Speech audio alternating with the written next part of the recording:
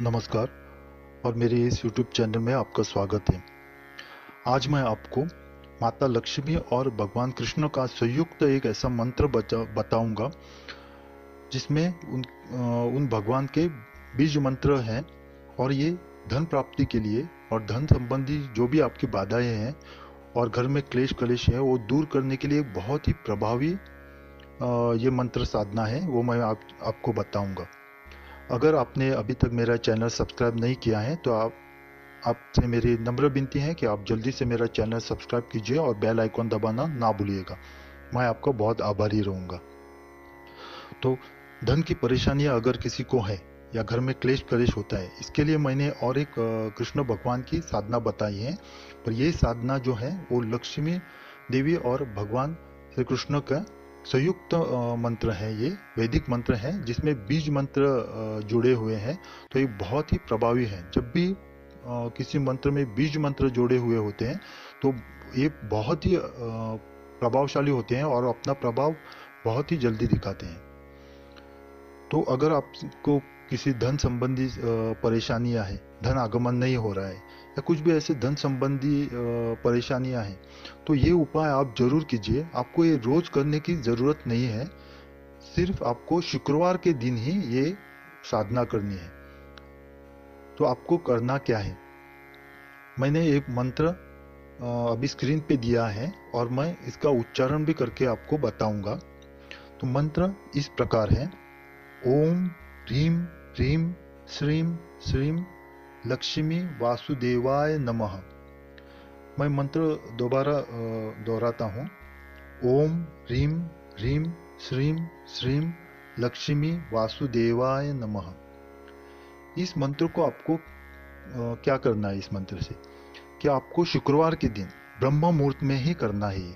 याद रखिए, इसकी विधि विधान है, इसलिए मैं बता रहा हूँ। ब्रह्म मुहूर्त में आपको उठना है, प्रातः विधि समाप्त करके नहा धो के घर मंदिर की पूजा समाप्त हो जाने तक ब्रह्म मुहूर्त उसके बाद भी रहना चाहिए, तब आपको ये साधना करनी है। और उतना टाइम आप आपका देखिए कितने टाइम में आपका होता है वो। तो ब्रह्म मुहूर्त में ही ये शुरू होके ब्रह्म मुहूर्त में ही ये खत्म होना है। ये आपको याद रखना है, सिर्फ शुक्रवार के दिन आपको करना है ये। तो आपको सुबह आपकी प्रातः विधि घर पूजा भी सब समाप्त हो जाने के बाद पूर्वाभिमुख होके आपको ये पीले आसन पे आपको बैठना है। पीले आसन पे बैठ के कमल गट्टे की माला लेनी है। अगर कमल गट्टे की माला ना हो तो सभी मंत्र के लिए, जितने भी मंत्र हैं उसके लिए रुद्राक्ष की माला मान्य है सभी मंत्रों के लिए। तो उसके अभाव में आप एक माला ले सकते हैं रुद्राक्ष की। तो अगर आपको कमल गट्टे की मिलती है तो बहुत अच्छा है। तो कमल गट्टे की माला लेके कभी भी मंत्र जाप या साधना करते वक्त गोमुख में ही आपको माला डाल के जाप करना है, नहीं तो इसका फल आपको नहीं मिलता है, उतना नहीं मिलता है। तो आपको कमल गट्टे की माला पे 1100 बार यानी 1100 बार आपको शुक्रवार के ही दिन, सिर्फ शुक्रवार के दिन, बाकी के दिन में नहीं, आपको ये जाप करना है।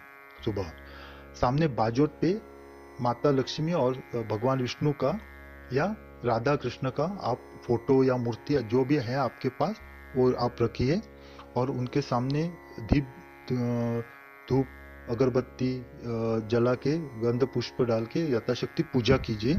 नैवेद्य में कुछ मीठा आप रखिए या शक्कर रख सकते हैं या गुड़ रख सकते हैं। तो इतना करने के बाद, और दिया गाय के घी का ही होना चाहिए। भगवान वासुदेव के लिए जो आप दिया जलाते हैं वो सिर्फ गाय के ही घी का होना चाहिए। ये याद रखिए, कभी भी आप पूजा करते हो राधे कृष्ण की, कृष्ण भगवान की, तो आपको घी का दिया जो जलाते हैं वो गाय के घी का ही होना चाहिए, क्योंकि वो गोपाल हैं। तो ये आप साधना कीजिए। ये मंत्र जाप आपको 1100 बार शुक्रवार के ही दिन करना है। आप देखेंगे कि घर की जो भी परेशानियां हैं वो धीरे धीरे चली जाएगी, कम होएगी और कभी भी दोबारा वो परेशानियां आपको नहीं आएगी। और माता लक्ष्मी के मंत्र के कारण वो धन संबंधी जो परेशानियां है, धन आगमन होना शुरू हो जाएगा, परेशानियां दूर हो जाएगी। ये सब आप अपने आंखों से देखेंगे ये, और बहुत ही जल्दी ये होगा। बहुत ही प्रभावशाली ये मंत्र साधना है। आप इस साधना को जरूर कीजिए, इससे माता लक्ष्मी सदैव आपके घर में स्थायी निवास करेगी। आप देखिए, तो आप इस उपाय को जरूर कीजिए और इसका लाभ उठाइए। अगर आपने मेरा ये चैनल अभी तक सब्सक्राइब नहीं किया है तो मेरी आपसे नम्र विनती है कि आप जल्दी से मेरा चैनल सब्सक्राइब कीजिए और बेल आइकॉन दबाना ना भूलिएगा। मैं आपका बहुत आभारी रहूंगा। आपका कल्याण हो। ओम नमः शिवाय।